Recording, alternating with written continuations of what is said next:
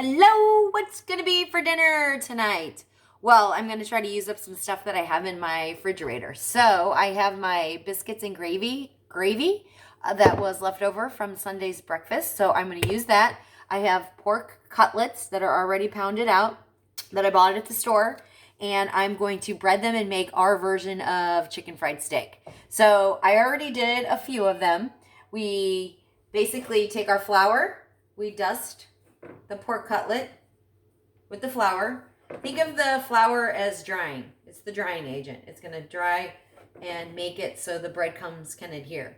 Then we're going to put it in our egg wash. So egg wash is 2 eggs, splash of water, whisk it together, make a little egg wash. Egg wash is the glue that is going to make your breadcrumbs stick. Then I'm going into my breadcrumbs.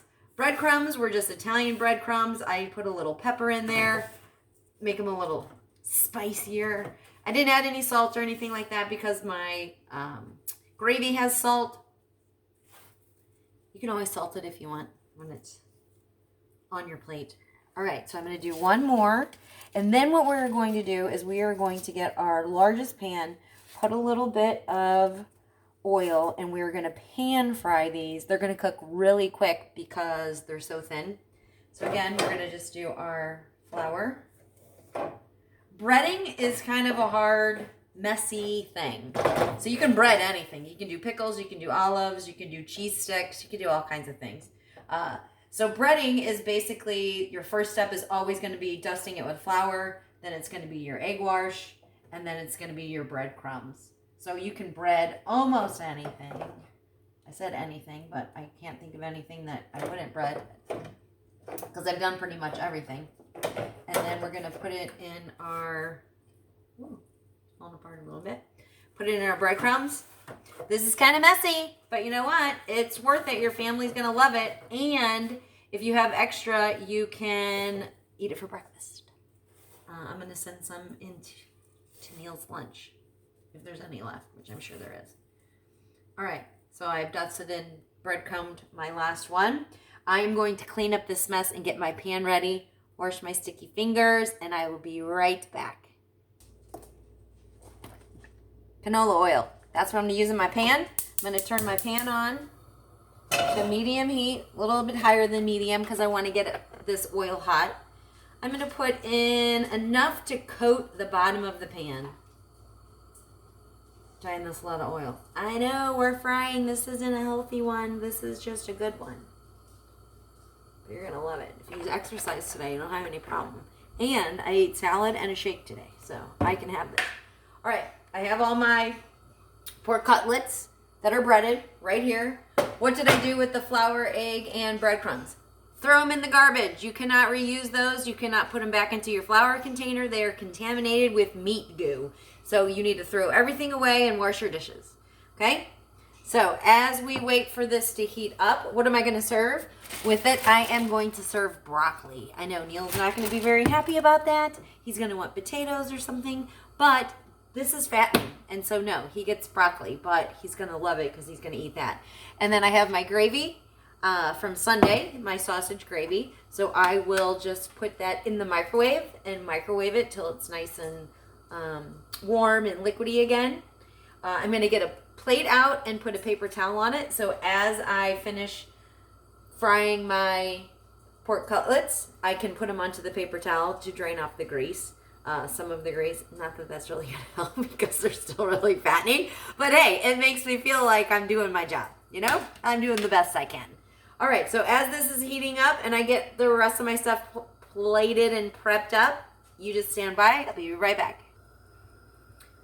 I think my oil is hot enough, but I'm not sure. So how do you test it? Grab a few of these little breadcrumbs, put it in your pan. If they start to sizzle and fry up, then it's ready. So my oil is ready.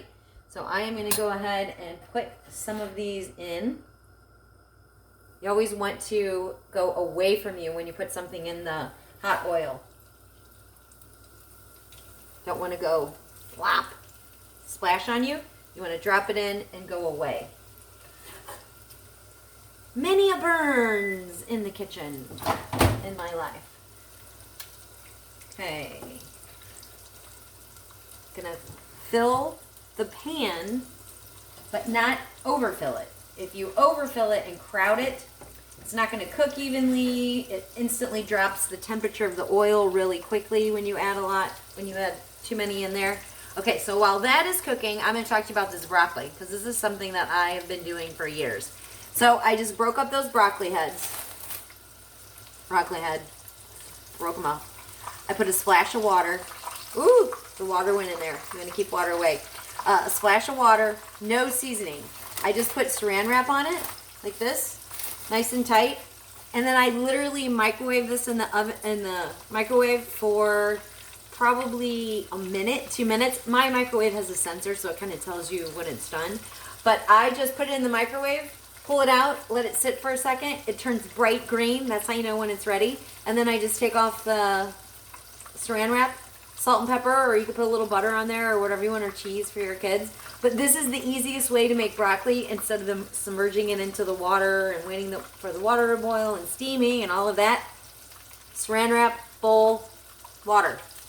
It's foolproof and it's delicious. All right, so as this cooks, the edges are getting a little brown. I'm gonna look. There's no way it's done yet.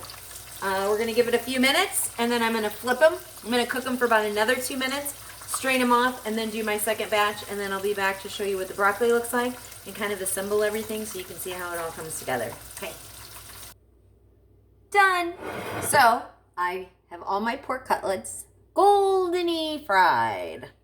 And I have my broccoli. My broccoli's done. Ooh, it's really hot. The saran wrap starting to shrink up a little bit.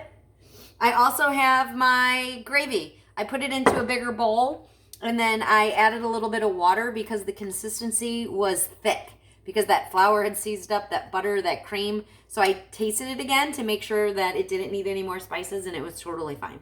So I have my gravy, my broccoli, and my pork cutlets. So I'm going to show you how to plate. So you have your pork cutlet. My neighbor just went outside with their dogs. I'm gonna put a scoop of gravy over the top. Not gonna smother it, because you still want to taste the crunchy fried pork. And if you put gravy all over it, it kind of gets it all soggy. Who likes soggy? Not me. I'm gonna put broccoli spears. Diane, your plates always look so great. I love it. I love presentation. Okay, I went outside and I got some sprigs of thyme from my garden. I grow it out there, and I'm just gonna put some thyme on top of my pork cutlet. The broccoli cooked, I timed it for about 2 minutes, 2.5 minutes, and then I pulled it out because it was steamy. Clara! Hey! Told you my neighbor's dog's out. She's got 3 dogs. And now Neil's home. Okay, so this is how you do the pork cutlet with broccoli, and you use your leftover biscuit and gravy sauce, and this is going to be delicious, and Neil just got home. The dogs are barking, and I gotta go.